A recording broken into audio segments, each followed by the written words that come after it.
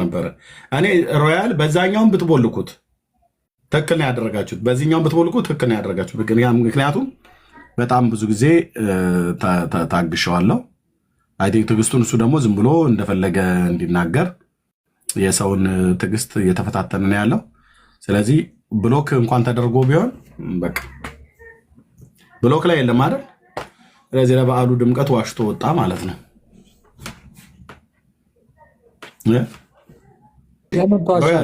ለበዓሉ ድምቀት ብዬ መዋሻው ምንድን ነው? ኧረ ኖርማሊ ችግር የለም እኮ አልተቦለክም እኮ እያሉ ነው። የለውም እኮ አባባሌ። አንዳንድ ጥሩ ነገር ስትናገራይ እንደ ተሳዳቢ ስለሚቆጠር መጠየቅም ስለማይቻል ነው። የዚህ ሀገርን ችግር ታውቀዋል፣ ኢትዮጵያውያንን ችግር። እኔ ስለ ኢትዮጵያውያን አይደለም አሁን እዚህ ተቦለኩ አልክ አልተቦለክም እኮ አሉ ሁለት ሰዎች አገልጋዮች የሆኑ በጣም ማከብራቸው፣ ሁሉም እዚህ ደግሞ ማምናቸው ሰዎች ናቸው። ሞዴሬተር ሰጠኋቸው። ለሚያደርጉት ነገር ሁሉ በጣም በጥንቃቄ የሚያደርጉ ያደረጉትን ነገር ሁሉ ትክክል ነው ብዬ ነው የማምነው። ችግር የለም። እሺ ስለዚህ አልተቦለክም፣ ዝም ብላ አትክሰሰን ለማለት ነው። ኦኬ ሴት ነች የቦለከችኝ፣ ችግር የለውም። ኦኬ ምንድነው አሁን? እሺ ምን ለማለት ነው? ቅድም ገብተህ ጆን ራሱ አላሰረስከውም ነበር፣ አቁም እያልከው ነበር። አይ እኔ ለማለት የፈለግኩትን መሰለ ኖርማሊ ከዚህ ላይ ያለው ሰውዬ ሲናገር ነበር እና አመት ባለ እንደዚህ ይጠጣል ምናምን፣ ቡና ቤት ይከፈታል ይታደሳል ምናምን ሲል ስለነበረ ኖርማሊ እንደዛ የሚደረገው ልክ ነህ፣ ድሮ ይደረግ ነበር። በአሁኑ ሰዓት ግን ቤተክርስቲያን ራሱ ኢቨን ዘፈን አዲስ ዘፈን የሚያወጡ ካሴት አመት ባልጠብቀው በፋሲካ በገና ምናምን እያሉ ያወጡ ነበር። አሁን ግን ተከልክሎ ቀርቷል። ልክ ነው፣ ድሮ ይደረግ ነበር። አመት ባል እየጠበቁ ዘፈን ሊያወጡ ነበር አንዳንዶቹ። አሁን ግን ተከልክለዋል ለማለት ፈልጌ ነው፣ ቅድም ሰውየው ሲናገር ማለት ነው። አሁን የለም አመት ባልጠበቀው ዘፈን የሚያወጣ ዘፋኝ የለም። በማን የተከለከለው? በቤተክርስቲያን ቤተክርስቲያን ከልክላለች። እኛ ማናት ቤተክርስቲያን? ኦርቶዶክስ እንትኑ ሲኖዶሱ ነው ምን ብሏል መሰለኝ፣ ብቻ ተከልክሏል። ማንኛውም ኢቨን ራሱ በዚህ ምክንያት ትክክለኛ እንዳልሆነ እኛ ልክ ዘፈን ኦርቶዶክስ እንደምትደግፍ እየጠበቁ ለቢዝነሳቸው ሲሉ ኮንሰርት የሚያዘጋጁ አመት ባል ጠብቀው ዘፈን የሚያወጡ ተከልክለዋል። ይህንን ነገር ደግሞ ለማወቅ ከፈለግ ማየት ትችላለህ። የተከለከለበት ደብዳቤ አለ። ቴዲ አፍሮ ሊያወጣ አሁን ራሱ በዳግማ ትንሣኤ ራሱ ያወጣል። ቴዲ አፍሮ አመት ባል ጠበቀው አይደለም። ቴዲ እንኳን በአመት ባል በምንም ቢያወጣ ማንም ይሰማዋል። አመት ባል የሚጠብቅ ሰው አይደለም ቴዲ አፍሮ። ግን ሌሎቹ አመት ባል እየጠበቁ የሚያወጡ ሰዎች አሉ። ስለዚህ ያ ነገር ተከልክሏል እና ለዳግማ ትንሣኤ ላይ ያወጣ ነው። አዎ ተከልክሏል፣ በሙሉ ተከልክሏል። ይሄ ነገር ያለ ነው። አንዴ ለዳግማ ትንሣኤ ሊያወጣ ነው ትለናለህ።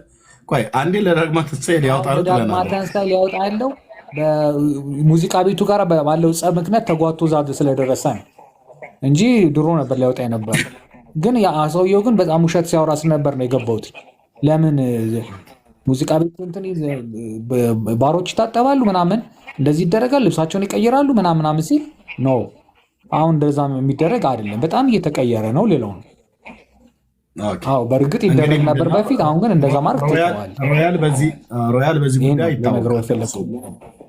ሮያል በዚህ ጉዳይ ይታወቃል። ያው በባህልኛው መሸታ ቤትን፣ በዘመንኛው ናይት ክለብንና መጠጥ ቤትን ያውቃል። ምክንያቱም እዛ አካባቢ ላይ እውላለሁ። ለምን እኔ አልጾምኩም? አሁንም ማውራ ቢራ እየጠጣሁ ነው። በቃ እኮ ታዲያ ቢራ እየጠጣሁ ነው ማውራ። አልጾምኩኝ። እኔ ላውራበት ምን አልኩ ታዲያ? እኔ እኮ ምንም ያልኩት ከአንተ ተቃራኒ እኮ ባወራ ነው እንትን ማለት ያለበት። ልክ ነው። አንተ በባህልኛው ንግግር መሸታ ቤት፣ በዘመንኛው ንግግር መጠጥ ቤት፣ ናይት ክለቡን፣ መጠጥ ቤቱን፣ ቡና ቤቱ የሚባለውን ታውቀዋለህ። ስለዚህ አሁን የሚጸዳውና የማይጸዳውን፣ የሚቆለፈውና የማይቆለፈው፣ የሚከለከለውና የማይከለከለው ነገርከን እኮ። ተከልክሏል አልከን። ግን የከለከሉት እነማን ናቸው ብለን ስንል ጳጳሳቱ አልክ። ጳጳሳቱ የከለከሉት ምኑ ነው? መጠጥ ቤቱን የከለከሉት አልክ። ግን እነሱ ቤት ነው እንትን ብላክ ሌብል እና ሬድ ሌብል ዲምፕል የራሽያ ቮድካ እየተባለ የሚገባው ማለት ነው። እነሱ ይከለክላሉ ህዝቡን እንደው ከሆነ እንኳ ማለት ነው። እነሱ ግን ይጠጣሉ። እነሱ ምን ይከለክላሉ? እነሱ ወዳቸውን ይሙሉ እንጂ ምን ይከለክላሉ? እነሱን ተዋቸው። እና ህዝብ ከልክለዋል ብለህ እነሱ ቢጠጡትን ምን ነው አሁን ምን ነው ህዝቡ አሁን ሰዓት ህዝብ አልቀበልም ብሏል። ኮንሰርት ራሱ አንድ ሰው ቢያዘጋጅ ለዓመት በዓል የሚገባለት የለም። በቃ በዓመት በዓል ህዝቡ እንደዚህ አይነት መንገድ ስለያዘ እነዛን ተዋቸው። ግን የጴንጤ ተጽዕኖ መሰለኝ አይደል? እንደው ከየት አመጡት ይሄንን መከልከል? የጴንጤው ተጽዕኖ ውጤት አመጣ ማለት ነው። ስለዚህ ጴንጤ ኦርቶዶክስን እየመራ መሆኑ ይመስላል። የጴንጤ ተጽዕኖ ሳይሆን ጴንጤ ባለመጠጣቱ እኛ እንዴት ልንቀና እንችላለን? እንዴ ይሄ አሪፍ ነገር ነው። ባለመጠጣታቸው አሪፍ ነው። በችግር በገንዘብ ችግር ይሁን በምን አናቅም እንጂ አለመጠጣታችሁ ደስ ይለናል። ግን ምንድነው በእግዚአብሔር ተከልክላችሁ ከሆነ አሪፍ ነው። ግን ያንን ነገር አያስቀናንም። እኛ አሪፍ ነው ግፊቱ በግንባርም በሰፈርም በአካባቢም በቸርችም በሶሻል ሚዲያም ያው መጠጥ ኃጢአት ነው የሚለው ነገር፣ ዝሙት፣ ስካር፣ ዳንኪራ ኃጢአት ነው የሚለው ነገር ወደ ሰዎች ውስጥ እየሰረጸ መጣና ስለዚህ ጴንጤ በጽድቅ እየኮነነው ኦርቶዶክሱን መጣና አሁን የማስተው ነገር የማስጣል ነገር አይመስልም? ተጽዕኖ ፈጣሪነት አይመስልም? ኖ ተጽዕኖ መፍጠር ሳይሆን እነዚህ ዘፋኞቹ መጠጥ ቤቶቹ ምኖቹ በሃይማኖት እየተጠጉ ቢዝነሳቸውን ሲያጧጡፉ በዛ መልኩ ህዝቡ በጣም ስለተናደደ ነው። በዛ ምክንያት ነው እንጂ ኖርማሊ የጴንጤ ተጽዕኖ አይደለም። ጴንጤ ዛሬ አይደለም ጴንጤ የመጣው አይደለ? በፊት ጀምሮ የነበረ ነው። ከከለከሉ አሁን አንተ ቢራ እየጠጣህ ሆነ አልከኝ። ለምን እንደምጠጣ ለቤተክርስቲያን ለምን አትታዘዝም? ለምን ማለት እኔ የራሴን ኑሮ የምኖር ሰው ነኝ። ምን አገባቸው? ስለዚህ አንተ የራስን ኑሮ ለምትኖረው ለማትታዘዛት ቤተክርስቲያን አዛለች ብለህ እዚህ መተህ ትከራከራለህ። አንተ ለማታደርገው አልጾምኩም እንዴ? የፈለገባት እኮ ምን ነበር የምትጾመው የነበረው? ወተት እና አልጾምም ለመሰለህ እንዴ? አሁን እኮ ሀገር ቤት ነኝ ያለሁት። ግን አሁን የሚቀጥለው ሳምንት ወደ ሀገር እመለሳለሁ። እዛ ስመለስ የአሳማ ስጋ እየበላሁ ምን እያልኩኝ ምን እንደዛ ለምኖረው ኑሮ ምን ጾም ከየት ማምጥቼ ነው የምጾመው? ስለዚህ ምንም አስፈላጊ አይደለም። ወተት ስላልጾምክ ቢራውንም ትኮምኩማለህ ማለት ነው። ምን ትርጉም የረሃብ አድማ ሊዝም ምክንያቱም ማድረገውን ስለማቅ ማለት ነው። ታዲያ ያልኖርክበትን ትክክለኛ የሚጾሙት ሰዎች ትክክለኛ ጾሙ ያልኖርክበትን ለምን እንደምትነግረን ቤተክርስቲያን ከልክላለች ብለህ የምትለው አንተ በከለከለችው ህግ እንኳን ማትተዳደር እኔ እንደ ኦርቶዶክስ እየኖርኩ አይደለሁም እኮ እያልኩ ነው። ስለዚህ ኦርቶዶክስ አንተ እኮ እዚህ ገብተህ ታዲያ ወይ ቁጭ ብለህ መስማት ነው ያለብህ እንጂ ገዝተህ ልካህ ከጆ እስኪ ይጨርሳል 5 ደቂቃ አወራህ አይደል? እንዲያቁም እስኪ በረከት ዝም በል ቤቂ ብሩክ ማይኩን ሚዩት አድርግ በለህ ሰዎችን አቋርጠህ ኢንተራፕት አድርገህ እኮ ለመናገር አንደኛ ለጌታ ቃል አትታዘም፣ ሁለተኛ ቤተክርስቲያን እንኳን ብላላለችው እንኳን አትታዘም። አንተ እኔ አሁን እዚህ ገብቼ የሌለኝን ዘክሙ ወክሙ ምናምን ብዬ እነዚህ ሃይማኖተኛ ምናምን እንድል ትፈልጋለህ? ያልሆንኩትን እንኳን አይደለም የነገርኩህ። እኔ እንደዛ በል ብዬ አላልኩም፣ እንድትልም አልፈልግም። ብለህ ብትልም እጠይቅሃለሁ። ዘክሙ ወክሙ ብለህ ብትል እንደዚህ የሚባል ነገር ስለሌለ እኔም ስለማውቀው እጠይቅሃለሁ ለማለት ነው። ኤኒዌይ ያው ነው ተለውጧል። አሁን እንደ ድሮ አይደለም። አንተ ተለውጣል አትበለም ብራዘርዬ። ቢለወጥ ኖሮ አንተ በተለወጥክ ነበር። አንተ ሳትለወጥ የሌሎችን ሰዎች ህይወት የለወጠ ተለውጧል ብለህ አትበል። ምንም የተለወጠ ነገር የለም። ያው ብዙ ጊዜ እዚህ ሲነገር ብራዘር በቃ ምንም አይጠቅምም ለማለት ነው። ቤካ ወንድምነት እንኳን ደህና መጣህ። ሁሉ ጊዜ በዓመት በዓል እንኳን ተውን፣ በዓመት በዓል እንኳን ተዋቸው ኦርቶዶክሶች። አይ ምን ጌታ ይመጣል እኮ ነው እያልኩ ያለው። ንስሐ ግባ፣ መጠጥህን ተው፣ ከኃጢአት ራቅ፣ ከአመፃ፣ ከርኩሰት፣ ከክፋት፣ ከጣዖት አምልኮ፣ ከምንዝርና ራቅ። ምንዝርና ማለት ከሴት ጋር መተኛት ብቻ አይደለም ብራዘር፣ ከጣዖት ጋር የምታደርገው አምልኮ።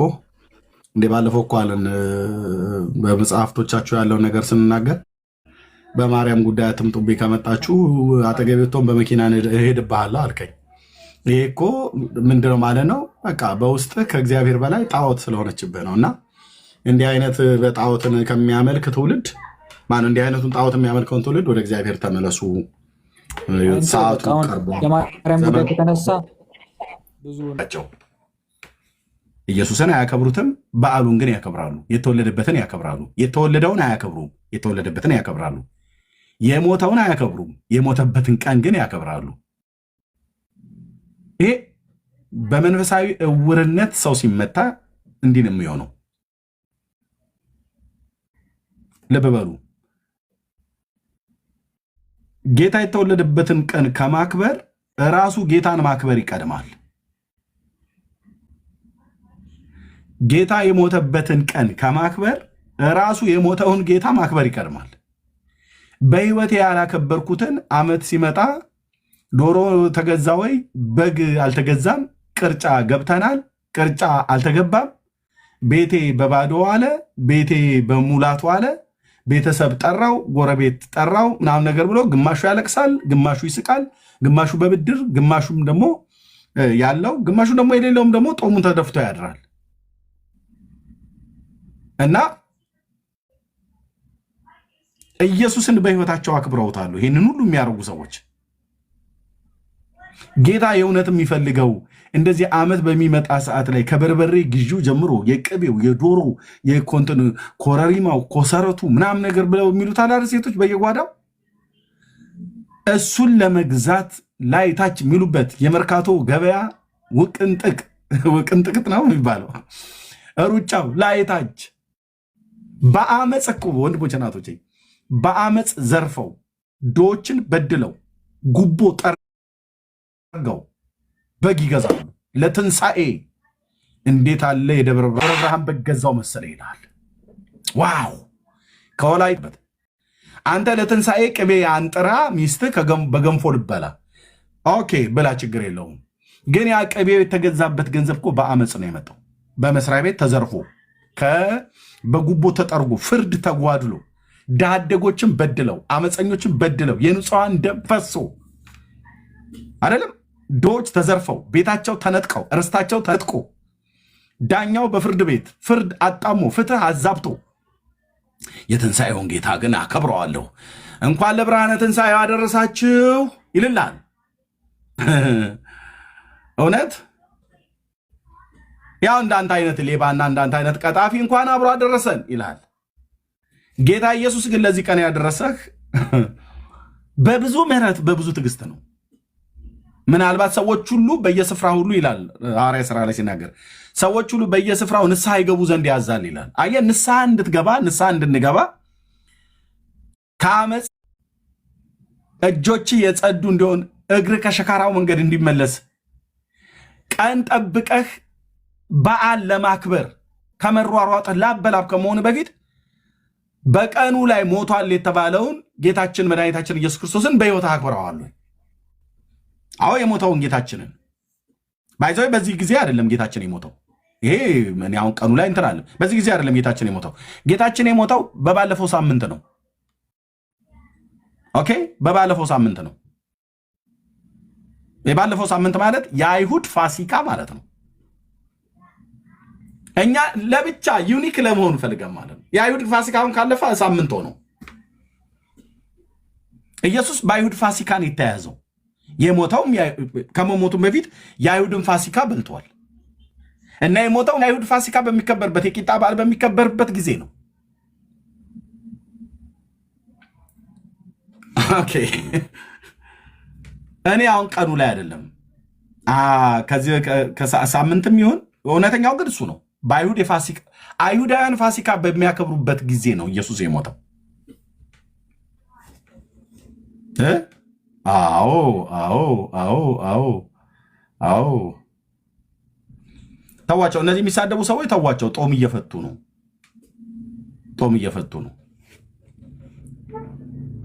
እነዚህ የሚሳደቡ ሚዩትም እንዳታደርጓቸው። ቅድም እህትየው እንደውም አንድ ሰው እየለመንሽ ነበር በርቀት ሆኜ እየሰማው እባክህ አትሳደብ። ኖ ኖ ኖ ኖ ኖ ኦርቶዶክሳውያን ተሳደቡ፣ ጾም ፍቱ። ነገሩ በሱ ተይዛችሁ አልነበረም። እኔ ይሄው ፈቅጃለሁ። ተሳደቡ። ገብተህ ራሱ መሳደብ የምትፈልግ ከሆነ ና የበዓሉ 2 ወር ከምናምን ታፍነህ የነበርከውን ና እዚህ ጋር ዘርግፈው። ግን እውነቱን ነው የምንነግርህ። ለምን በዓል ከማክበር ቀን ከማክበር ጌታን ማክበር ይቀድማል። ኢየሱስን በሕይወት አክብረዋለሁ ያንተ ወንድም። ኢየሱስን በሕይወትሽ አክብረሽዋለሁ አንቺ እህት። ኢየሱስን በሕይወቶት አክብረውታል ወይ? አባዬና እማዬ ማዘርና ፋዘር አክብረውታል? ኢየሱስ ክርስቶስ የሚፈልገው እውነት በየዓመቱ በመጣ ሰዓት ላይ አንድ አርብ ጠብቀህ ወገብህ ስትራፖ እስኪይዘው ድረስ ቋንጃ እስኪላቀቅ ድረስ አንድ አርብ እንድሰግድለት ነው የሚፈልገው? የስግደት ቀን ተብሎ ዓመቱን ሁሉ ለማን ነው ስትሰግድ የምትውለው? አንተ የአርብ ሰጋጁ ሰውዬ። ከጁማ ሰጋጆች እኮ ለይቻላቸውም። ቅዱስ እግዚአብሔር ምስክሬ ነው። ከጁማ ሰጋጆች ለይቻላቸውም። የአርብ ሰጋጆች ዓመቱን ሁሉ ለማን ነው የምትሰግደው? የምናውቀው አይደለ ወይ? ኤርምያስ ለምን ትጠይቀናለህ? የምናውቀው ጉዳይ አይደለ ወይ ነው መባል ያለበት እንጂ ለማን ነው የምትሰግደው? ለእንትና ለተክልዬ፣ ለአርስዬ፣ ለጊዮርጊስ፣ ለከተማ፣ ለወለተ ማርያም፣ ለወለተ ጊዮርጊስ ምናምን ነገር ስንት እኮ ነው። ለስንቱ ነው የምታፈነድደው? ለስንቱ ነው የምትሰግደው? ለቃልቻው፣ ለወፋው፣ ለጠንቋዩ፣ ለደብተራው ለስንቱ ነው የምትሰግደው? ዓመቱን ሙሉ ላገኘው ሁሉ ሲሰግድ የሚኖር ትውልድ ይመጣልህና በዓመት አንድ ጊዜ አርብ የስግደት ቀን ነው ብሎ ድራማ አትስሩ። በጌታ በኢየሱስ ክርስቶስ ሞይ ጎደቼ ድራማ አትስሩ። ድራማ አትስሩ። ሰማይ የማይቀበለው ስግደት፣ ሰማይ የማይቀበለው በዓል ማክበር፣ ቀን ማክበር ኢየሱስ ክርስቶስን ትተህ ኢየሱስ ተብሎ ሲባል አሁን እንኳን ራሱ ስሙን ደጋግሜ በመጥራቴ ተበሳጭቷል። መንፈስ ውስጥ ተቆጥቷል። ለዚህ ነው ከታች አየህ የብልግና ስድብ ይሳደቡ የነበረው። አየህ ተበሳጭቷል። እኔ ደግሞ ከወንድሞቼና ከእህቶቼ ጋር የዘንዶ ጭንቅላት ላይ ቆመን የምንሰብከው የአብ ልጅ ነው። ቀንን ከማክበሬ በፊት የአብ ልጅ ኢየሱስ ክርስቶስ በሕይወቴ ከብሯል ወይ? በኑሮዬ አክብሬዋለሁ፣ በንግግሬ አክብሬዋለሁ፣ በትዳሬ አክብሬዋለሁ፣ በአኗኗሬ አክብሬዋለሁ። በዚህ ዘማዊና ጠማማ ትውልድ መካከል እሱም በሚያከብር የህይወት ስርዓት ነው የምመላለሰው ወይስ አይደለም ብሎ የሚለው ነው መጠየቅ ያለብህ። ጉልባን ቀቃይ ትውልድ ባቄላ ንፍሮ ከገብስ ጋር ቀቅለ ሐሙስ ትበላለህ። አርብ ደግሞ በዓመት አንድ ጊዜ አርብ ለኢየሱስ ክርስቶስ። ሌላውስ ኦኩፓድነ ተይዛል። የምናውቀው ነው፣ ያለፍንበት ታሪክ ነው። አሁን ዳግም ምጽአት የሚባል ነገር አብዛኛው ህዝብ ያውቅ። በቃ አሁን ዶሮ ሊበላ ነው ቁጭ አለው። ኢየሱስ በዚህ ቀን እንኳን ቢመጣ በዚህ ቀን አሁን ዶሮን የገነጠልከውንም ሰርቀህም ያመጣውን ያረድከውን ዘርፈህም ይሁን አጭበርብረህ አመንዝረህ አንዳንዶች ጭናችሁን ሸጣችሁ፣ ሴቶቹ ሙሉ ጭምር ማለት ነው። ጭናችሁን ሸጣችሁ፣ አካላችሁን ሸጣችሁ በግን ለመግዛት ፋሲካን ለማክበር በእውነት ትንሣኤው ድምቅ ያለ ነበር እኛ ቤት ይላሉ። ንስሐ ግቢ በመጀመሪያ። በዝሙት ሰርቀሽ ያመጣሽው ጭንሽን ሸጠሽ ያመጣሽው ኦኬ አመፅና ገንዘብ አንዳንዶችም አላችሁ እዚህ ውስጥ በአመፅ የሰበሰብከው ገንዘብ ፋሲካን አከብራለሁ ይላል። ወይ የባለፈው ዓመት ፋሲካ እንደው መቼ ሲያረድኑ በግ ጮማ ይንጠባጠብ ነበር ይልልሃል። ስንቶች ናቸው የሚያርዱትን በግና ዶሮ በጽድቅ መንገድ የሚያመጡት ገንዘቡን? ስንቶች ናቸው በገበያ የሚነግዱ ሚዛን የማያጭበረብሩ? ንስሐ አትገቡም ወይ? ስንቶች ናቸው በስራ ቦታቸው ሚስት ከባሏ ባል ከሚስቱ ተደብቆ ከሌላ ሴት ጋር እየማገጠ ከውሽማው ገንዘብ ይቀበላል። ህጋዊ ሚስቱ ቤት አለች፣ እሷ ድሃ ስለሆነች ሌላ ቦታ እየጠራችሁ እንቁላል ፍርፍር እያበላችሁ ከእሷ ጋር በተኛ ሰዓት ላይ ሲያስደስታት ገንዘብ የምትሰጠው ሰው እያለ እና ምንም እንዳልተደረገ ተደርጎ ከዛችኛዋ ሴት ተኝቶ ያመጣውን ገንዘብ ለዚችኛዋ ላቤን ጠባርጌ ላብን ጠባርጋ ላብን ጠብ ያርከው ግን በጽድቅ ስትሰራ አይደለም፣ በአመፅ ሌላ ሴት ጋር አልጋ ላይ ስትላፋ ነው። ንስሐ ትገባላችሁ አትገቡም ነው መልክቱ። ይሄ ነው ከናመፃችሁ የጌታ ቀን መምጣት ዛሬ እንኳን ተብሎ በሚጠራበት ቀን ባይሆን አንተ ዛሬ ላለመሄድ ምን ዋስትና አለን? በሞት አለመጠራት ምን ዋስትና አለ? ብራዘር የምትበላው የምትግጠው ያ አጥንት ተሰንቅሮብህ ወይ ስጋው ጉሮሮ ላይ ተይዞ ያለ መሞትም ነው ዋስትና አለ። ንስሐ ሳትገባ ንስሐ ሳትገቡ ጉልባን ቀቃይ ትውልድ ጌታችንን በእንዲህ አይነት ሁኔታ አከበር ነው ይላል። ኢየሱስ ባቄላና ንፍሮ ቀቅል አይደለም ታከብረው ብራዘር። ኢየሱስን ካከበርከው ህይወትህን ስጣው። ህይወቱን የሰጠ ጌታ ህይወት እንጂ የሚሰጣው ባቄላ ንፍሮ ቀቀለ ከስንዴና ከተፈተገ ገብስ ካልተፈተገ ጋር በለህ በሚጥሚጣ እየበላህ አይደለም የምታከብረው ብራዘር። እሱንም ካደረከው በጽድቅ መንገድ ከሄድክ በኋላ እሺ እንደዛ ብታደርገው ባልከፋ። ግን እኮ የጽድቅ ህይወት የለም ለኢየሱስ ክርስቶስ። ለትንሣኤው ምላሽ ምንዝርና፣ አመፅ፣ እርኩሰት፣ ጣዖት አምልኮ በዚህ ሌሊት ብቻ ወንድሞቼ ናቶቼ፣ በዚህ ሌሊት ብቻ ጌታ መንፈስ ቅዱስ ምስክር ነው። ታንቆ ተጠምዝዞ የሚጣል ዶሮ ፈልፈልቱ የሚጣል ስንት አለ። ዓርብ ዕለት ትናንትና ሲሰግድ የነበረው ሰውዬ ያንን የሚያስጥለው አምላኬ።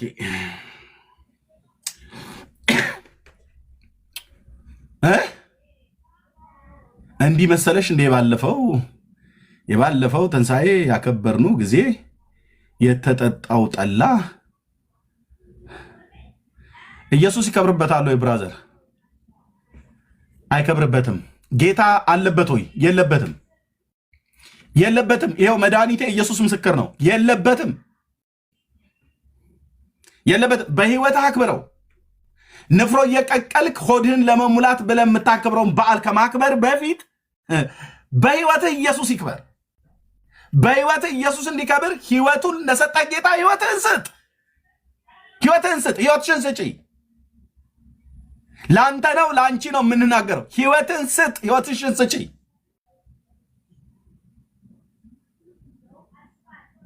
በቤቴ የማርደውና የምበላው ነገር ጎድሎኝ ከዛ ቀናት ተነስቼ የምናገር እንዳይመስልህ። ቤቴ ሙሉ ነው ከኢየሱስ የተነሳ። ስለ መብል ስለ መጠጥ አይደለም። እዚያውን ባለውበት ሀገር አይደለም ኢትዮጵያም እንኳን ራሱ ሰው እንደሚሆን ሆናለሁ ብያለሁ። ደግሞ አንተ በአመፅ ሰብስበ ስላመጣው ስለሚታረድ በግና ስለገባው ቅርጫ ስለ አመፅ በአመፅ ሄደ ማለት ነው። በሱ እንዴት እቀናለሁ? እኔ አሳፍ ነኝ። እንደዚህ እያላችሁ ጻፉ ወንድሞች እናቶቼ። እኔ አሳፍ ነኝ እያላችሁ ጻፉ። አሳፍ ማለት ታውቁታላችሁ። በመዝሙር መጽሐፍት ላይ የኃጢአተኞችን መከናወን አይቶ ናም ብሎ እንዳለ ማለት ነው። እኔ አሳፍ ነኝ ብሎ የሚል ሰው ይበል ከታች ማለት ነው። በጽድቅ የሚኖሩ ማለት ነው። እኔ ምንድነኝ? አሳፍ ነኝ።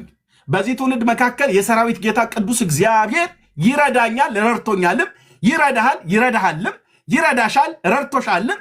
እኛ አሳፍ ነን ማለት ኃጢአተኞች ዘርፈው ባመጡት ነገር እንደ ሊባኖስ ዝግባ ኢኮኖሚያቸው አድጎ ቤታቸው አድጎ ልጆቻቸው ሁሉ እንኳን አድገው ቢታዩ በአመፅ የመጣ ብራዘር የሰራዊት ጌታ እግዚአብሔር እጁን ሲያነሳው ረጂውም ተረጂውም ይወድቃሉ። እኔ አሳፍ ነኝ። የዘመኑ አሳፍ እኔ ነኝ። ቴንኪዩ መንፈስ ቅዱስ ለዘላለም ስም ይባረክ። ለጽድቅ ህይወት ጽድቅን ወደድህ አመፃን ጠላ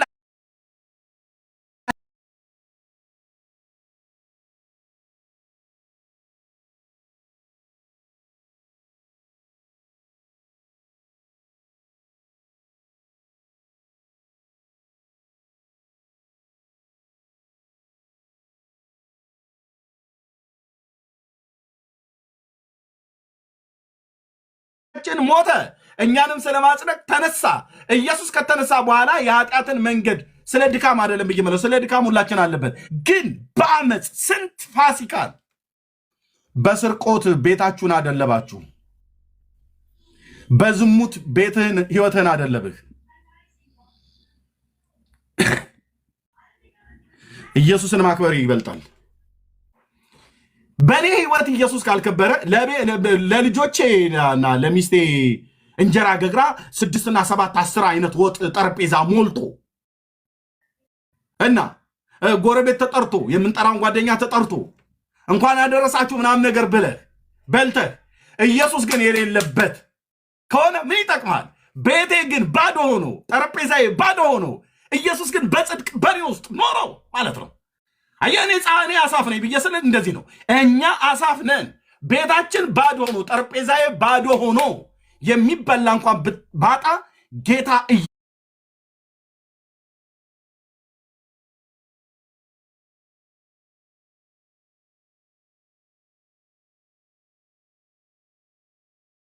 አባቶቼ ብዬ እንድለው ማለት ነው። ምክንያቱስ ጌታ ሊመጣ ነው፣ በደጅ ነው። የዘመኑ ማለቅ በጣም ብዙ ጊዜ ተነግሯል አይደል? አዎ ልክ ነው። ዘመኑ አልቋል። ባለቀ ዘመን ላይ ነው ያለነው። ንስሐ አልገቡም።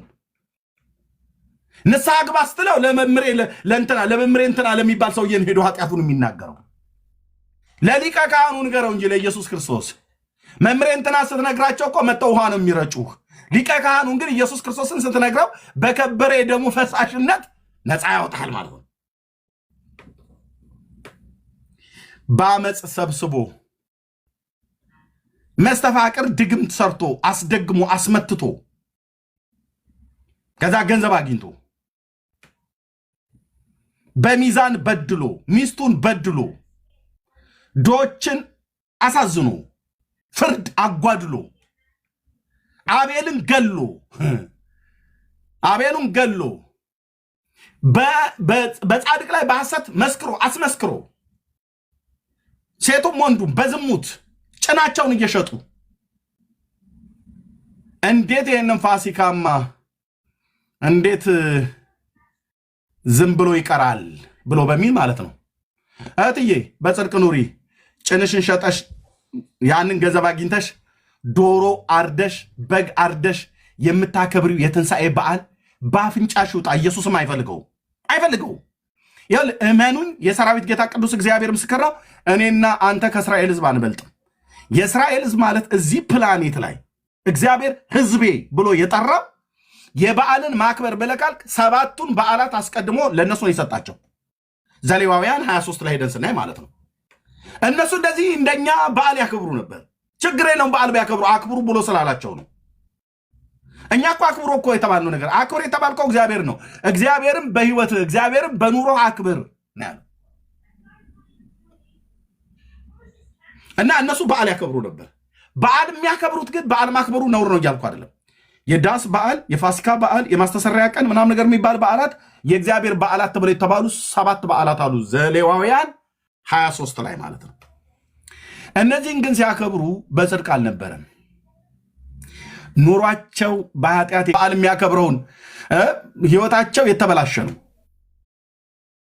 ይበድላሉ፣ በጡጫ ይደባደባሉ፣ ይቀጣቀጣሉ፣ ባሪያውን ያሰቃያሉ። ሰራተኛው በቤት መቤቲቱን ባሪያይቱን ጌታውን ባሪያውን ያሰቃያል። እና በዓል በቃ እንትን ጾም ይጾማሉ። እግዚአብሔር መጥቶ በነቢዩ በኩል እኔ የመረጥኩት ጾም ይሄ ነው ወይ? በዓል የምታከብረው ሰውዬ ህይወት ትክክል ነው ወይ? እውነት በጽድቅ ነው የምትኖረው? ስለ ራስህ ነጋዴ ኮንክ በንግድ አታጭበረብርም፣ አሰርቅም፣ አቷሽም። እንደዛ ካረክ በእውነት የአባቶቻችን አምላክ እግዚአብሔርን ፈሪሃ እግዚአብሔር አለ ማለት ነው። በሚስት ላይ አትወሰልትም፣ በባልሽ ላይ አትሰርቂም፣ አታምታችም። በመስሪያ ቤት ተመሳጥረህ በብሔር ውስጥ ተደብቀህ በቋንቋ ውስጥ ተደብቀህ አንዱን ለመግደል ውል ስምምነት ፊርማ አልፈረምክም፣ አላሳደምክም፣ አላሳመስክም። እንደዛ ከሆንክ በእውነት አንተ እግዚአብሔርን እያከበርከው ነው በኑሮ። ምክንያቱም ፈሪያ እግዚአብሔር አለ ማለት ነው። ፈሪያ እግዚአብሔር አለ ማለት ነው።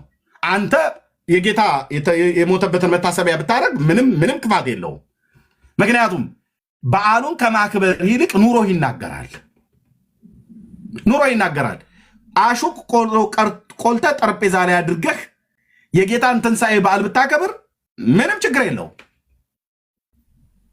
ያውም እኮ ዶሮ እኮ አርዶ ነው ደግሞ የጌታ ትንሣኤና የዶሮ ማረድ ምን ያገናኘዋል? የአይሁድ ፋሲካ ማክበር የሚበሉትና የሚጠጡትን ራሱ እግዚአብሔር ነው ያዘዘ። እሱ ላይ ቁም፣ እሱን አክብር፣ እሱን አመስግን።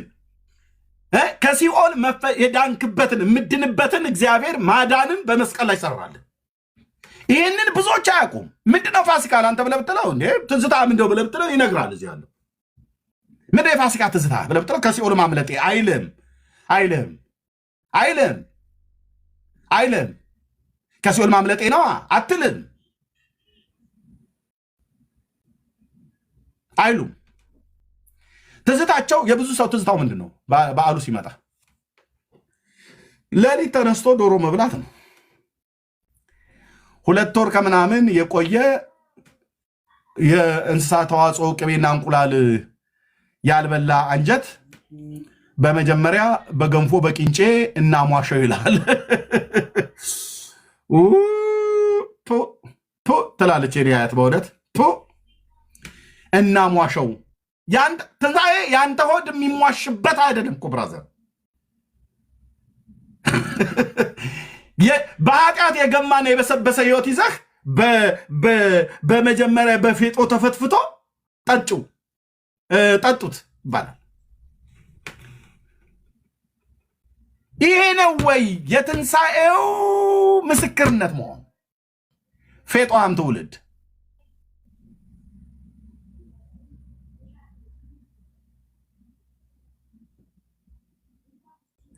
ሰይጣን እንዴት ወዴት እንደሚወስደው ልጆቻችሁን ከእንዲህ አይነት ከተግማማ በዓል ስርዓት ጠብቁ ወንድሞች ነው። በፌጦ ታጠቡ። በፌጦ ነው በመጀመሪያ ፌጦ ብላበት። በየቤተሰብ በየእናት በየአክስት በየአጎት በየአያት ቤት ምን እንደሚደረገው ምን ያዘጋጃችሁት? ለኢየሱስ ልታርዱ ብቻ አይደለም ለሰይጣን ልታርዱ ምን ያዘጋጃችሁት? ታውቀው የለ ወይ? ታውቀው የለ? እንዴት አለ የገዛችሁት ዶሮ ለኢየሱስ ነው። የኢየሱስ ትንሣኤ በዓልና ዶሮ ምን ያገናኘዋል? የገዛው በግ ለኢየሱስ ነው። ጌታ ልታከብር ነው ያን በግ የገዛው የደብረ ብርሃን በግ። ያን በግ ግን ስገዛው ገንዘቡን በምን ያመጣው? በጽድቅ አይደለም። ዘርፈ ሌባ ንስሐ ግባ። ሌቦች ንስሐ ግቡ። ኢየሱስን ሰርቀ ባመጣው በግ አርዳ አይደለም ታከብረው። ከቤተሰቦች ጋር ነው የበላው። ኢየሱስ ግን የለበትም። የዋሁን አቤልን አስገድልሃል። የዚህን ዘመን አቤልን ማለት ነው። ንጹሕን ደም አፍስሰሻል። እንዲያፈሱም ሰዎች ሐሳብ አዋጥተሃል፣ ገንዘብ አዋጥተሃል፣ ክፋት አዋጥተሻል። መኖር እየፈለጉ እንዳይኖሩ አድርጋችኋቸው የገደላችኋቸው ያስገደላችኋቸው ሰዎች አሉ። በእነሱ ንስሐ አልገባህም። ክብር ለመድኃኔዓለም ይሁን እንኳን አደረሳችሁ ብለህ ትላለህ። አንተ ግን ሰዎች እግዚአብሔር እንዲኖሩ የፈቀደላቸውን የህይወት ዘመናቸውን ከአመፀኞች ጋር ተባብረህ አንዳንዱን ያለ ጥፋታቸው በዚህ ሰዓት ከእናትና ከልጆቻቸውና ከሚስቶቻቸው ተለይተው በአመፅ በግፍ በገንዘብ በሀብታቸው በስልጣናቸው ከርቸሌ ያስረውታል። ያለ በደሉ አሳስረውታል። በማሳሰር ውስጥም አንቺም አለሽበት። ንስሐ ይቀድማል። ኢየሱስን ማክበር ይቀድማል። በዓል ለማክበር ከመሯሯጥ ይልቅ ኢየሱስን አክብረው። የትንሣኤውን ጌታ አክብረው። በህይወትህ ከብሯል ወይ? በህይወትህ ልታከብረውስ ፈቃደኛ ነው ወይ? ምስክሩ በህይወትህ ለማክበር ፈቃደኛ አለመሆንሽ ምስክሩ ምንድነው? ኢየሱስ ተብሎ ሲባል ትቆጣለህ። አንጀቴን አሳረረው እኮ ነደድኩ ይለዋል። ነደድኩ ምን ነው? ቅድም እነዛ ጴንጤዎቹ መናፍቃኑ ጋር ሄጄ እንዴት እንደሚናገሩ ነደድኩ እኮ እንደው ጭስስ አልኩ። ለጀናየት ሲጨሱ ባገኝም በመኪና ነበሩ መውጣ ብለው እኮ ብለው የሚሉት እውነት እኮ ነው። ለምን ሰይጣን ትውልዱን በምን ያህል እንዳደራጀው የሚታይ ነው። ስለዚህ ፋሲካን በዓል ከማክበር በፊት ጌታ በህይወቴ ከብሯል ወይ ብለህ ጠይቅ። ኢየሱስን በዓመት አንድ ጊዜ አንድ አርብ ላይ ጠዋት ጀምሬ ዶሮ ሳይጮህ ተነስቼ ሄጄ ነበር ስሰግድለት የነበረው ብለህ እቤትህ ከዓመት እስከ ዓመት የምትተኛበትን ፍራሽ ይዘህ ሄደህ ግቢው ላይ ስትንከባለል ስለዋልክ ኢየሱስን ሰገድኩለት ብለህ ራስን አታታል። ወንድሜ ራስን አታታል። ይሄ በጣም ጠንካራ ነገር የምናገረው ራስን አታታልል። በዓመት አንድ ጊዜ አርብ ቀን ጠብቀህ እነዛም ጁማ እንደሚሰግዱት አንተም ከጁማ ስግደት ምንም ያልተለየ ማለት ነው። በአመት አንድ ጊዜ ነው ኢየሱስን የምትሰግድለት።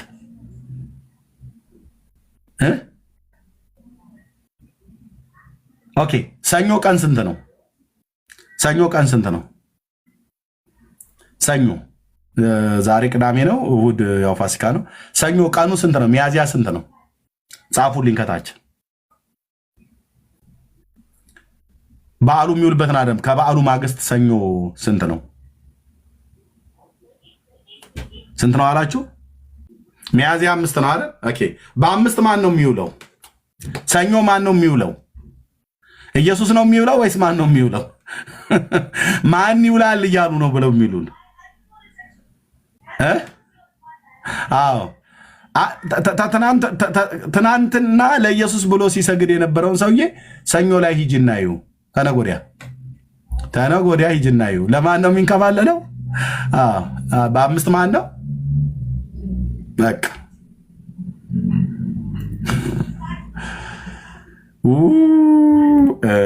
አምላኬ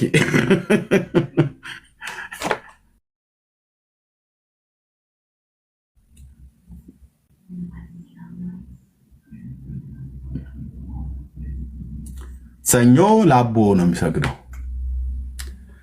ማክሰኞ ደግሞ ለአርሴማና ለቁስቋም በ6 በየወሩ ነው የሚሰግዱላት። በየወሩ ይሰግዱላቸዋል በየቀኑ።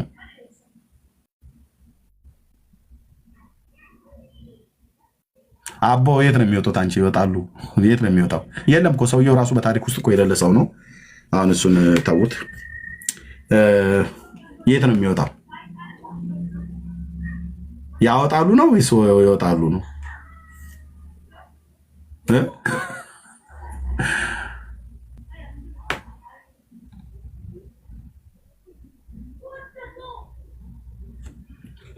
እሺ የጌታችንን የኢየሱስ ክርስቶስን ዳግም መምጣት እና የሺውን ዓመት መንግስት ታምናለህ ብሎ የሚል ጥያቄ ነው ያለው። ጉልባን ቀቃይ ትውልድም ይሁን የፋሲካ ዶሮም ያለ በዘርፊያም ይሁን በአመፅ የሰበሰውን የሚበላም ትውልድ ይሁን ጴንጤም ይሁን ካቶሊክ ማንም ይሁን ማንም የጌታችን የኢየሱስ ክርስቶስን ዳግም መምጣት እና የሺውን ዓመት መንግስት ታምናለህ ወይ ታምኛለሽ ወይ ነው ጥያቄያችን።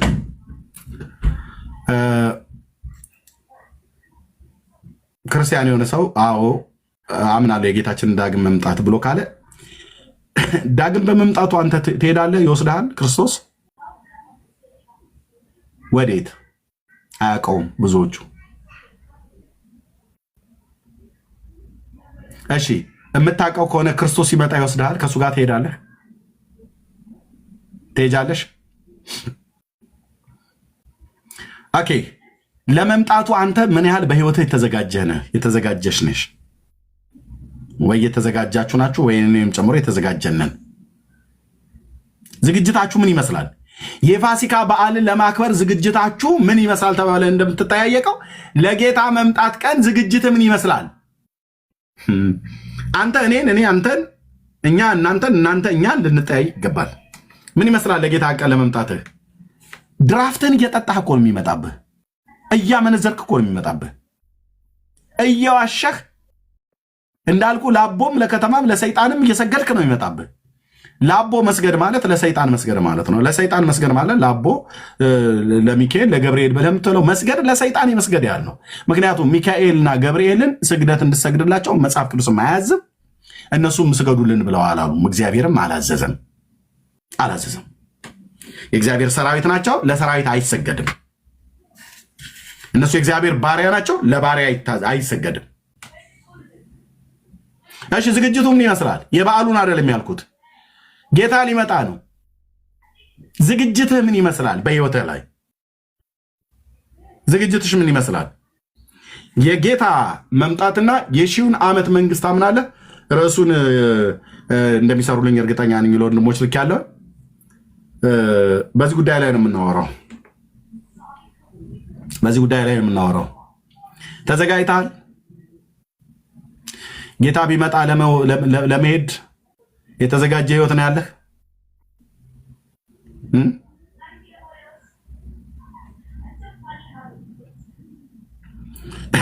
በዓመት አንድ ቀን አርብ ቀን የምሰግድለት ኢየሱስ የለም። ያንንም ስግደት አይቀበለውም። ገናናው የእግዚአብሔር ልጅ ኢየሱስ ክርስቶስ ምስክሬ ነው፣ አይቀበለውም። ወገብን የጎበጠው እስትራፖን የሰራው አይቀበለውም። ለምን? እሱ በእውነትና በመንፈስ ልትሰግዱለት ይገባል፣ አብ እንደነዚያ ያሉትን ይሻል ብሎ አስተምሯል። እግዚአብሔር ምንድነው? መንፈስ ነው። የሚሰግዱለትም በእውነትና በመንፈስ ነው። ምን ማለት ነው? በእውነትና በመንፈስ ማለት አያውቁትም።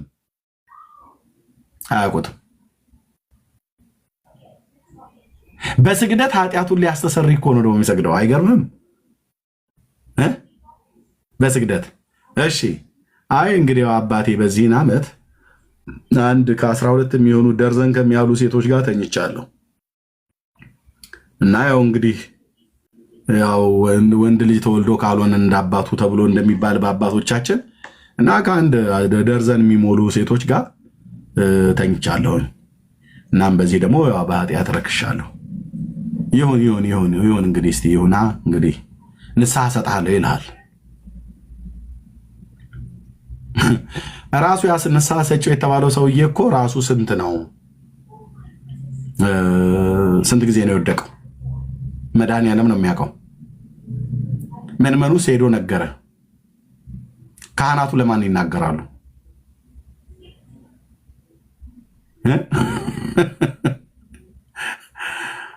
እነሱ የሚፈቱ ሰው እነማን? እነሱ እንፈታለን ብለው የሚሉ እነሱ ግን የማይፈቱ።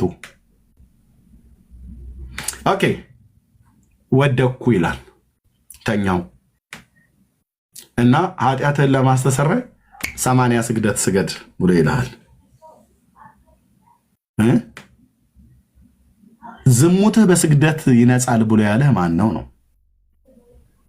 ሌብነትህ በስግደት ይነጻል ብሎ ያለህ ማን ነው? ምንዝርናሽ በስግደት ነው የሚነጻልሽ። አባቴ ያው እንግዲህ ባለፈው ከሆኑ ሴቶች ከሆኑ ወንዶች ጋር ተኝቻለሁኝ እና ብለው ማለት ነው እና በይ ስገጂ። እኔ የምጠይቅህ ትናንትና አይደለም ዓመቱን ሙሉ ሙላህ እስኪወልቅ ድረስ ብትሰግድ የሰራኸው ኃጢአት በስጋ ጎንበስ ቀና ስላልክ አይሰረይም። ያሰገድከው ስጋህን ነው።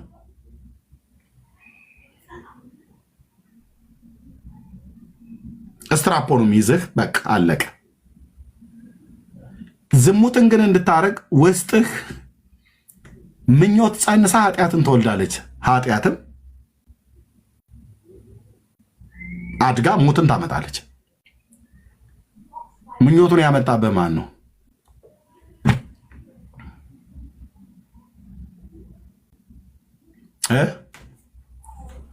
በዓል አክባሪን ትውልድ፣ ጉልባን ቀቃይ ትውልድ እንጠይቃለን። እንደምንጠይቀው የጌታችን መምጣት ታምናላችሁ? እንደዛ ከሆነ ዝግጅታችሁ ምን ያህል ነው? ምን ያህል ተዘጋጅተሃል? ነፍስ ከስጋ ብትወጣ ወዴት እንደምትሄድ ምን ያህል ተዘጋጅተሃል? ወይስ በየዓመቱ በዓል እያከበሩ እየበሉ እየጠጡ መኖር? እዚህ ውስጥ ያላችሁ ጌታ ኢየሱስ ክርስቶስን የእውነት የምትፈልጉ በእውነት እግዚአብሔርን የምታመልኩ ሰዎች እንደዚህ አይነት ወንድሞቼ እናቶቼ፣ እንዲህ አይነት የሰው ስርዓት በዓል ከማክበር ውስጥ ውጡና በመጀመሪያ የበዓሉን ጌታ ጆሮ ያለው እንግዲህ ይስማ። ጥሩ መልእክት ነው የመጣው። በዓል አክበር ቢሆን እንደው ሰው ሊታገሰው ይችላል። ግን ክርስቶስ የሌለበት በዓል ማክበር በርገርን በርገር የሚያደርገው ስጋው ነው። ስጋው ከሌለ ዳቦ፣ ቺፕሱ፣ ኬቻፑ ሁሉ ነገር ቢመጣ በርገርን በርገር የሚያሰኘው ስጋው ነው። ክርስቶስ የሌለበት በዓል አይደለም። በዓሉን ክርስትና የሚያሰኘው ኢየሱስ ክርስቶስ ነው። በምድራችን ላይ ኢየሱስ ክርስቶስ የለም። ክርስቶስ የሌለበት ክርስትና በሌላ ስም ነው መጠራት ያለበት። ምናልባት በእናቱ ስም ሊጠራ ከቻለ ማርያማዊነት፣ ቅዱሳዊነት ምናምን እየተባለ ቅዱሳንን ማርያማዊነት ሊባል ይችላል እና ኢየሱስ የሌለበት ነገር ወደ መኖር ቢመጣ ብለን ነው የምናስበው። ርዕሱ ጥሩ ርዕስ ነው። በጣም የገረመኝ እንግዲህ ኤርሚን በኋላ ይነግረናል። እንግዲህ የጌታችን ኢየሱስ ክርስቶስ ዳግም መምጣት ታምናለህ ይላል። እኔ እንደው የምለው እናቱም አብራ ትመጣለች የሚባል ነገር እንሰማለን። መጽሐፍ ቅዱስ እንደዛ አይለንም። ትልቅ ለውጥ ስላለው ነው ኢየሱስ ብቻውን መምጣትና የእናቱ አብራ መምጣት አጅቦ ለምን እንደሚያስፈልግ የምንሳየው ነገር ነው። ግን ሐዋርያት ሥራ ወደ ላይ ሲመለከቱ አንጋጠው አንድ ላይ ሐዋርያት ሥራ እንደመሰለ አንጋጠው ሲመለከቱ ሐዋርያቱ ነጫጭ የለበሱ መላእክት ተከስተው እናንተ የገሊላ ሰዎች ሆይ ስለምን ወደ ላይ ትኩር ብላችሁ ታያላችሁ? ይህ ያያችሁት ጌታ እንዲሁ እንዳያችሁት ይመጣል ተባለ። በሄደበት አካሄድ በሄደበት ሁኔታ ማለት ነው። ብቻውን ሄደው ብቻውን ይመጣል።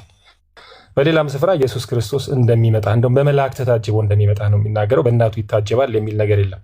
ይሄ ትልቅ ነገር ነው። ይህንን ነገር ለምን ሊንክ እንደሚያደርጉት እናውቃለን። ማርያምን ከፈጣሪ በታች ከፍጡር በላይ የማስቀመጥ ትልቅ ፍላጎት ስላለ እንዲህ አይነት ታሪኮች ክሬት እየተደረጉና ክርስቶስ ኢየሱስ ብቻውን ነው የሚመጣው። መታወቅ አለበት። በመላእክት ታጅቦ በክብር በግርማ እንጂ ዘመድ አዝማድ አስከትሎ የሚሄድና የሚመጣ ጌታ አይደለም። ይህንንም በደንብ እናወራበታለን። ሌላ በዓሉን በተመለከተ እንግዲህ ገና ታቀፋው ነው የምትመጣው ሊሉ ይችላሉ። እንደታቀፈችው ነው የሚመጣው ብለው ሊሉ ይችላሉ። እንግዲህ ያው እንደ ስዕሉ ማለት ነው። የፍቅር ምስል ወልዳ የሚባለው ስዕል ያው ታቅፋ ነው። በዛ ነው ሪፕሬዘንት የሚደረገው። እንደውም የአንድ ቤተ እምነት ሁሉ ሎጎ እኮ ነው እሱ ነገር። ይሄ ታቅፋው ያለው በነገራችን ላይ ትልቅ የሆነ ስነ ልቦናዊ ሪፕሬዘንቴሽን አለው። ይህንን አይቶ ያደገ ልጅ ኢየሱስን ፓወርለስ የሚታቀፍ የሚረዳ የሚጠበቅ አቃፊዋን ደግሞ ከፍ ከፍ የሚያደርግ እሷን ተከላካይ መጋቢ የሚያደርግ ሪፕሬዘንቴሽን ነው። ለዚህ ነው ሰዎች ካደጉ በኋላ አሁን ማርያምን የሚታመኑት ኢየሱስ ክርስቶስ ይልቅ ከተባለ እኔ እሱን ነው የምመክረው። የታቀፈው ልጅ ይሄ ከአረማውያንም የመጣ እንደሆነ የሚነገርም ነገር ስላለ ማለት ነው። የራሱ ታያለው። ግን በዓሉን በተመለከተ ግን እኔ አንድ ትዝ የሚለኝ ነገር አለ። ዘጸአት 32 ላይ ካለው ነገር ጋር በጣም ፊት ያደርጋል። እዛ ላይ ምን አለ እንግዲህ ሙሴ ሄዶ በቆየ ጊዜ አሮንን በፊታችን የሚሄድ አምላክ ስራለን ካሉት በኋላ አምላክ ብሎ ጥጃ ከሰራ በኋላ መንፈሳዊ ነገሮችን አድርገዋል። የተሟላ መንፈሳዊ ስራን ሰርተዋል። እዛ ጋ ምን ይላል 32:5 ላይ ነገም የእግዚአብሔር በዓል ነው አለ። እንግዲህ ጣዖትም ሲከበር ስሙ የእግዚአብሔር በዓል ነው የሚባለው። ይህ በደንብ ሊሰመርበት ይገባል። የእግዚአብሔር ይመስላል፣ የሃይማኖት መልክ አላቸው፣ ኃይሉን ግን ክደዋል የሚለውም ነገር እንዳለ ሆኖ ነገ የእግዚአብሔር በዓል ነው ሲል አወጀ። በነጋውም ማልደው ተነስተው የሚቃጠል መስዋዕት ሰው የደህንነት መስዋዕትም አቀረቡ ይላል። አያችሁ፣ ይሄ የተሟላ ነገር አለ። የሚቃጠል መስዋዕት ይሰጣል፣ የደህንነት መስዋዕት ይሰጣል። ህዝቡም ሊበሉና ሊጠጡ ተቀመጡ፣ ሊዘፍኑም ተነሱ የሚለው ነገር በእኛ ምድር ላይ ከሚደረገው ነገር ጋር ፊት ያደርጋል። አንደኛ የእግዚአብሔር በዓል ነው የሚባለው፣ እውነትም ይመስላል። የክርስቶስ ትንሣኤ የእግዚአብሔር በዓል ኮንቴንቱን ነው እኛ የምናየው። ይሄ የሚቃጠል መስዋዕትና የደህንነት መስዋዕት የሚባለው ይሄ ስርዓቶች ሁሉ ይካሄዱለታል። ቄጠማ መያዙ፣ ማዞሩ፣ መዘመሩ፣ አንዳንድ ነገሩ፣ ቅዳሴው ይካሄድለታል። ግን አውትፑቱን ስንመለከተው የመጨረሻ ውጤቱ ይገልጸዋል ምን እንደተካሄደ። ምን ይላል? ሊበሉና ሊጠጡ ተቀመጡ፣ ሊዘፍኑም ተነሱ። መብላት፣ መጠጣት፣ መዝፈን ሶስቱ ኮምፖነንቶች አብረው አሉ እዚህ ውስጥ። አንደኛ ሰዎች ከሳምንት ከ15 ቀን በፊት ያው የጠላ ጥንስስ ይጠነስሳሉ። የዶሮ የሽንኩርት ዝግጅት የቅርጫ መመዝገብ ስርዓትን ያካሂዳሉ እና የመብላት የመጠጣት ስርዓቱን እንደገና ደግሞ መጠጥን በተመለከተ ለምሳሌ አዲስ አበባ የምትኖሩ ሰዎች ታውቃላችሁ። ሜክሲኮ አደባባይ ተግባረ ጀርባ አረቄ ፋብሪካ የሚባል አለ። የእሱን ሰልፍ አይታችሁት ከሆነ ዲአፍሪክ ይደርሳል። ይሄ ሊጠጡ የሚለው ነገር ተመልከቱ። ለመጠጥ ዝግጅት ይደረጋል። ቡና ቤቶች ይታደሳሉ፣ ይቀባሉ። ሴቶች ልብሳቸውን ላውንደሪ ያሳጥባሉ። የቡና ቤት ሴቶች ስለምናይ ነው። ቄጤማ ጎዝጉዘው ማታ የዋዜማ እና ከዛ ቀን በፊት ባለው በጣም ከፍተኛ ዝግጅት ነው የሚያደርጉት እና የመጠጥ ዝግጅት ይደረጋል። የምግብ ዝግጅቱ እንዳልኩት ነው። ከቅርጫ ምዝገባው ጀምሮ ዳቦ ለመጋገር ለማስጋገር ያለው ነገር፣ እንደገና የዘፈን ነገር ያው እንግዲህ የምትመለከቱት ነው። አሁን የተለያዩ ዘፋኞች እንደ ታደሰ ምናምን የሚባለው የባህል ዘፋኝ ሁሉ ይሄ ሚሻሚሾ ምናምን የሚል ነገር ሁሉ የሚዘፍኑበት በጣም በከፍተኛ ድምፅ በየታክሲው በየመንገዱ በየቢዝነሱ የሚሰማበት ጊዜ ነው እና ይበላል፣ ይጠጣል፣ ይሰከራል፣ ዘፈን ይዘፈናል፣ ይጨፈራል። ታውቃላችሁ፣ በየቦታው ጭፈራ አለ። ከዛ የዝሙት ስነስርዓት ይካሄዳል። ይህንን ነገር ስናነስ ኤርሚ በተራ ነው እንትን የምትለው ኤርሚ ላገኘው አይ እንትን አላለህማ ሚውት አድርገውና ቆያ አለበለዛ እንትኖች ሚውት ያደርገዋል። እሺ ስለዚህ ሊበሉና ሊጠጡ ተቀመጡ ሊዘፍኑም ተነሱ የሚለው የእግዚአብሔር በዓል እንዳይደለ የሚያሳይ ነው።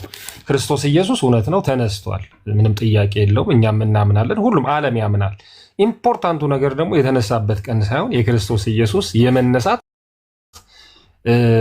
ፌኖሜና በክርስትና ሕይወት ላይ ትልቅ ነገር ለውጥ የሚያመጣ ነው። ሐዋርያው ጳውሎስ የተናገረው በሁለተኛው ቆሮንቶስ ጌታችን መድኃኒታችን ኢየሱስ ክርስቶስ ካልተነሳ እምነታችን ከንቱ ነው እና ክርስቶስ ኢየሱስ በስጋ እንደመጣ የሚታመን መንፈስ ከእግዚአብሔር ነው የሚልም ነገር አለ። ክርስቶስ መምጣቱን ካመንን ከታመንን ክርስቶስ እንደተነሳ ካወቅን ከተገነዘብን ያ ኢምፖርታንት ነገር ነው።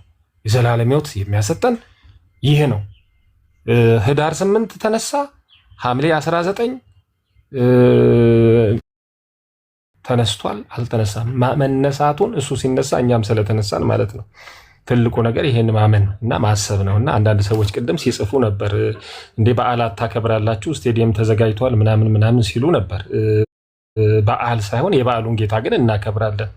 ካላንደር ከዘጋልን መንግስት ትንሣኤ ነው ብለው የሚያምኑ ሰዎች በዚህ ቀን ነው ስላሉ ከህዝብ ተነጥለን እኛ ስራ እንገባለን ዘራፍ አንልም። ከተዘጋልን ሐሳቡም ከተነሳ ከትላንት ወዲያም የዛሬ ወርም ከዚህ በኋላም ከሁለት ወር በኋላም እንደምናስበው እንደምናከብረው ቃሉን እንደምናነብ ሁሉ አሁንም ተሰብስበን የክርስቶስ ኢየሱስን ሞትና ትንሣኤ እናወራለን፣ እናስባለን፣ ቨርሶችን እናነባለን።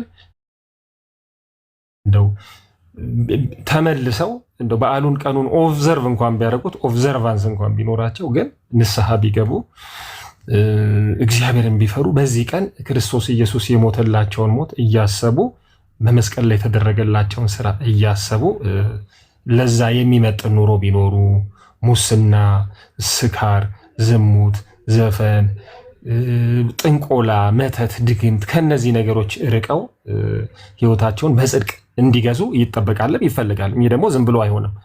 ይህ ሊሆን የሚችለው ክርስቶስ ኢየሱስን በመቀበል እምነታቸውን፣ ሃይማኖታቸውን፣ መንገዳቸውን ሲጀምሩ ነው። ክርስቶስ ኢየሱስን ያልተቀበለ የዘላለም ህይወት የለውም። በአጋጣሚ በድንገት ሲወለድ በ40 ቀኑ በጥምቀት ዝም ብሎ ተቀላቅሎ ዲፎልት የሆነ ክርስቲያኒቲ የለም። ክርስቲያኒቲ ሰው አስቦ ወስኖ ይበጀኛል ብሎ የሚቀላቀልበት የክርስትና መንገድ ጉዞ ነው። ልክ ትዳር ሰው ዝም ብሎ በአጋጣሚ ሲተላለፍ ነይ እንጋባ ብሎ ከመንገድ ጎትቶ እንደማያገባ ሁሉ ክርስትናም እስቲ ብሎ ዝም ብሎ በመንገድ የሚቀላቀለው ነገር አይደለም። ልክ ትዳር አስቦበት አውርቶ ተጫጭቶ ትሆኝኛለሽ ትሆነኛለህ ብንገባ ምን ይመስላል እንደሚባባለው ሁሉ እምነት ከመስማት ነው፣ መስማትም በእግዚአብሔር ቃል ነው እንደሚል የእግዚአብሔር ቃልን ሰው ሰምቶ አስቦ አሰላስሎ ክርስቶስን ተቀብሎ የሚሄድበት መንገድ ነው። ስለዚህ በዚህ መልኩ ሰዎች ክርስቶስን ቢቀበሉ እንጂ ሰዎችን የመንቀፍ በዓልን የማጣጣል ምናልባት በዓል ስለሌላችሁ እኛ ላይ ዲፔንድ ስላደረጋችሁ ቀንታችሁናል የሚሉ ድምፆችም ቀደም ስንሰማ ነበር። ከዚህ የተነሳ አይደለምም ሊሆን አይችልም። በስካር በዘፈን በዳንኪራ እኔ የቀናም ሰው አይቼ አላቅም፣ ሊቀናም አይችልም። እኔ ባህል ነው ኢፍ ነሰሰሪ እኮ ባህሉንም አብሮ ማካሄድም ይችላል። ግን ፍላጎቱ በተራ እናውራ፣ እኔም ላውራ መሀል አይገባም። በመጀመሪያ ስርዓት አይደለም። ጠበቅኩ እኮ ነው እስክትጨርስ ጠበቅኩ። አንተ አይደለ ግርማ አለ እኮ ከአንተ በፊት ቃሉ አለ። 5 ደቂቃ ሳይሞላው እንትን ይላል። ስለዚህ ይህንን በዚህ ይያዝ። እንደው ከአጋንንት በዓላት የእግዚአብሔር ካልሆኑ በዓላት ራሳችንን እንጠብቅ። እግዚአብሔር ደግሞ ምድራችንን ይፈውስ ይርዳ እላለሁ። በዓል አክባሪ ከመሆን የበዓሉን ጌታ ክርስቶስን አክባሪ እግዚአብሔር እንዲያደርገን እንመኛለንም እንጸልያለንም። መስቀል ላይ የተሰቀለውን ከመስቀሉ ይልቅ የምናከብር የምንወድ የምናመልክ ያደርገን። አንደኛ ቆሮንቶስ 16 ላይ ጌታ ኢየሱስ ክርስቶስን የማይወድ ቢኖር እርሱ የተረገመ ይሁን ይላል እና ፍቅራችን መውደዳችን ጌታ ኢየሱስን ይሁን። ጠላት አንሁን። የማርያም ጠላት የሚባል ነገር የለም። የክርስቶስ ጠላት የመስቀሉ ጠላት መሆን ጥሩ አይደለም። አንዳንዶቹ የመስቀሉ ጠላት ሲባል የእንጨቱ ይሄ የተመሳቀለው እንጨት ወይ በብረት የተሰራው ወይ አፍሮ አይገባ የሚባለው ወይ ምናምን ጠላትነት ሊመስላቸው ይችላል እና ያ አይደለም። የመስቀሉ ቃል ለሚጠፉት ሞኝነት ነው ይላል መጽሐፍ ቅዱስ። ቃሉ ነው the message about the cross ነው የሚለው። መስቀሉ ላይ የተሰራው ስራ ለሚጠፉት ሞኝነት ነው። ያንን ሲሰሙ የመስቀል ፍቅር የሚባል ነገር የለም። ለምሳሌ አድዋን እኔ ወደዋለሁ ብል አድዋ ከተማውንም ለወደው እችላለሁ፣ ግን በዋናነት ከተማው አይደለም። አድዋ ላይ የተሰራው ከ130 ዓመት በፊት በአባቶቻችን የተሰራውን ታሪክና ገድል ነው የማመልከውና ማነው የምወደውና የማከብረውና አቴንሽን የምሰጠው። ስለዚህ አድዋ ሲባል ትዝ የሚለን ሊለን የሚገባ በአድዋው ላይ የተሰራው ስራ ነውና መስቀሉ የመስቀሉ ቃል ሲባል መስቀሉ ላይ የተሰራው ትልቅ ስራ አለ። የክርስቶስ ኢየሱስ ኃጢአታችንን በመስቀል ላይ መያዝ፣ ኃጢአታችን መሞት፣ መነሳት ያ ስራ ነው እዛ ጋር ትልቅና ዓለም ለእኔ ከተሰቀለበት እኔም ለዓለም ከተሰቀልኩበት ከክርስቶስ መስቀል በቀር ሌላ ትምክት ከኔ ይራቅም ይላል ጳውሎስ። እዛ ላይ የተሰራው ስራ ትምክቴ ነው እንጂ ይሄ መስቀል ሰዎች የሚይዙት ለዛውም በእጅ የተሰሩ ጠራቢ ቤት የተሰሩ የእጅ ባለሙያዎች ጋር የተሰሩት የነሱ መስቀል ትምክት አይደለምና ትምክታችን ወደ ተሰቀለው እንዲሆን በጣም እፈልጋለሁ። ያኔ በህይወታችን ለሁላችን መልካም ይሆንልናል። እግዚአብሔር ኃጢአትን እንድንተው ይረዳናል። በጽድቅ መንገድም እንጓዛለን። አለበለዚያ በዓል አክባሪ ሆነን ይሄው እርስ በርስ ተፈራርተን በምድራችን ላይ እንግዲህ በዓል የሚያከብረው ሰው እሱ ነው የሚገለን፣ እሱ ነው የሚያጠ ትራፊክም ካለ የመንገድ ትራንስፖርትም ካለ የካርታ ምናምንም ካለ ቀበሌም ወረዳም ጉምሩክም ይሄኔ አንዳንዶቹም ያው በዓል አክባሪ ናቸው። በግ እየገዙ ዶሮ እየገዙ እንኳን ነው። በሌና ቤክዬ ሰላማችሁ ይብዛ። ሰላም ብያችኋለሁ። በጌታ ሰላምታ ተባረኩ። ድምፅ እንደዚህ ካለ ይቅር። እሺ በሌ እንኳን ደህና መጣ። እንኳን ደህና ጠበቃችሁኝ። ገና መግባቴ ነው። ድምፃችሁን ስለሰማሁ ስላየኋችሁም በመንፈስ ልበለው ወይስ እንዴት እንደምላላቅም ያው ስላየኋችሁም ደስ ብሎኛል። በጣም ማከብራችሁ ሰዎች ናቸው ያላችሁት። እንደ ዕድሉ ከተሰጠኝ እኔ መቼም ይሄ በዓል ሲመጣ ትዝ የሚለኝ ነገር ከዚህ በፊትም ስናገር ሰምታችሁ እንደሆነ አመጣጡ የበዓሉ አመጣጥ ምንድን ነው የሚለውን ነገር ነው ማሰብ ያለብን። ያው እንግዲህ የእስራኤል ሕዝብ በፈርዖን በባርነት ከ400 ዓመት በላይ ከቆየ በኋላ ሕዝቤን ልቀቅ ብሎ ሙሴን ልኮት በብዙ ድንቅና ታምራት ሕዝቡን ለመልቀቅ የፈርዖን ጠንቋዮችም ተገዳድረውት ከዛ በኋላ የመጨረሻ ምልክት የሆነውን ግብፅን በኩር ልጆች ሲገድልና የእስራኤል ህዝብ ወይም ደግሞ የእግዚአብሔር ምርጥ ህዝብ በወቅቱ ያላቸውን ነገር እንዳቅማቸው ሰውተው በመቃኑ ላይ ደሙ ቀብተው የሞት መልአክ የነሱን ቤት እያለፈ የፈርዖንን የግብፅን በኩር ከመታ በኋላ የወጡበት በዓል ነው። በጣም የሚደንቀኝ ይህ አይደለም። ይህን ታሪክ ሁላችንም እናውቀዋለን። ነገር ግን ኢየሱስ ክርስቶስ በምድር ላይ በተገለጠበት ጊዜ ያንን በዓል በሚያከብሩበት ጊዜ ነው ሆሳዕና በጌታ ስም የመጣ የተባረከ ይሁን እያሉ እልል እያሉ የጎዘጎዙለት በአህያ ውርንጫ ሲመጣ ያንን ያህል ክብር የሰጡትን ያንን በዓል የዛ የጥላ የነበረውን ከሞት መልአክ ያስመለጣቸውን የደሙን ዋጋ የመጨረሻውን አልቲሜት ሳክሪፋይስ ሊከፍል የተገኘው የእግዚአብሔር ልጅ ኢየሱስ ክርስቶስን አላወቁትም። በማግስቱ ስቀለው ስቀለው ስቀለው ብለው የጮሁትና መስቀል ላይ እስኪውል ድረስ ፈሪሳውያኖች አላወቁትም ነበረ። እሱ ያንን ጥላ የነበረውን ሊፈጽም የተገኘ የእግዚአብሔር ልጅ የእግዚአብሔር በግ ነው። ዛሬም በዓል የምናከብር ሰዎች እኔም ትዝ ይለኛል እንግዲህ በምድር ላይ ከ65 ዓመት በላይ ኖሬያለሁ። ብዙ ጊዜ ነው የምናገረው እና ትዝ የሚለኝ አሁን ፋሲካ በሕፃንነቴ ሌሊት ቀስቅሰው ሲያበሉኝ የተገኘችውን እንዳቅሙ በየቤቱ አርደውም ሆነ ቅንጣቢ ገዝተው ለየት ያለ ነገር ነው የሚያበሉንና በፋሲካ ያ ነው ትዝ የሚለኝ። ከሆድ ጋር የተያያዘ ነገር እና ፋሲካ ነው ብሎ ያለችንን የክት ለብሶ እኛ ሰፈር እኔ ያደግኩት ደብረ ዘይት ነው። ሩፋኤል የሚባል ቤተክርስቲያን አለ። በአመት አንድ ጊዜ ብሄድ ነው እዛ እና እዛ ይዘውኝ ሄደው በልጅነቴ ትዝታለኝ። ግን ያ ህይወት ነው ወይ ብትሉኝ አይደለም። አይደለም። ዛሬም ፈሪሳውያኖች የሚያከብሩት የሆድ በዓልን እንጂ የዘላለም ሕይወት በዓልን አይደለም። የዘላለም ሕይወት በዓል በመስቀል ላይ የተሰዋልንን ክርስቶስን አውቆ በሱ ሞትና ትንሣኤ እኔ ድኛለሁ፣ እኔን ተክቶ እሱ ስለሞተልኝ የዘላለም ሞት አያገኘኝም፣ የሞት መልአክ ያልፈኛል፣ አይችልም፣ እኔን ሊገለኝ አይችልም፣ ዘላለሜን ሊያጠፋ አይችልም ብሎ አምነው አንድና እስከ መጨረሻ መስዋዕት በሆነልን በጌታ በኢየሱስ ክርስቶስ መታመን ነው የሚያድነው እንጂ ተረት አያድንም፣ ውርስ አያድንም፣ ሌላም እንደዚህ የምናከብራቸው በዓላቶች አይደሉም የሚያከብሩን። የሚያድነን ኢየሱስ ክርስቶስ ነው። ይህንን ነው ማለት እንፈልገው። አዳምጣችኋለሁ። በጣም አመሰግናለሁ። ተባረኩ ወገኖች።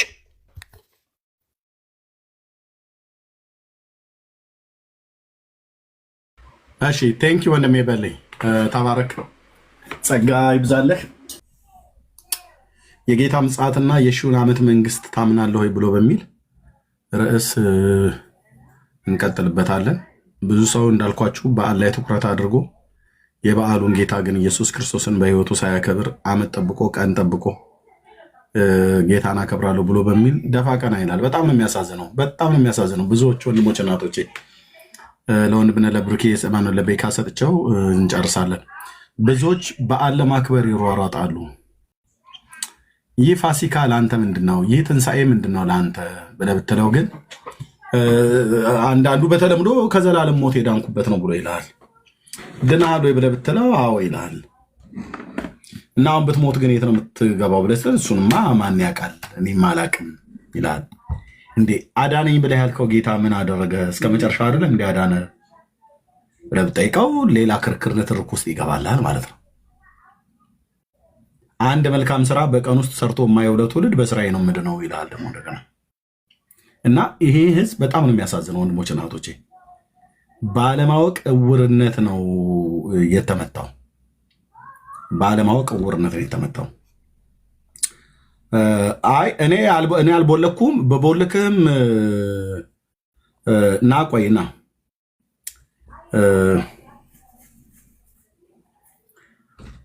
ሮያል ና ኦኬ እሺ እንኳን እንዳመጣ እኔ አልቦለኩም በዛኛው አካውንት ማን ነው የቦለከው? ቆይ አድምጠኝ። ማናቸው የሚቦልኩ እዚህ ቤት አሁን ያሉ ሰዎች የቦለኩም ሰዎች ጥሩ ነው ያደረገው። ከዚህ በኋላ እኔ ከብሎክም ራሱ አልፈታህም። ለምን እኔም ብቦልክህ ትክክል ነው ያደረግኩትኝ። ቆይ አድምጠኝ። በሌሎች ሰዎች ብትቦለክም ትክክል ነው ያደረጉት። ለምን ደጋግሜ ነግሬያለሁ እዚህ ቤት ኦኬ። እንደውም እኔ ነኝ የታገዝኩ ማለት ነው። ገብተህ እንድታወራ እንፈቅድልሃለን። ምንም ችግር የለም። አውራ። ኦርቶዶክሳዊነትህን አክብረንልህ የምታወራው እኔ ጥያቄ ነው የጠየኩ። ሰተኛል ተመላልሰን አላስጨርስከኝም። ቆየው ትልቁ ችግር ነው። አስጨርሰኝ በመጀመሪያ። በዛኛው ብሎክ ተደርገሃል አይደል? ኦኬ ማንም አሁን እዚህ እኔ ገስት ምንድነው ሞዴሬተር የሰጠ አልተቦለከም። ቴዲ እሺ አልተቦለክም እያለህን እኮ በቃ መልካም እንግዲህ ሰላሙንልን። ቤኪ እንኳን ደህና መጣ ወንድነት።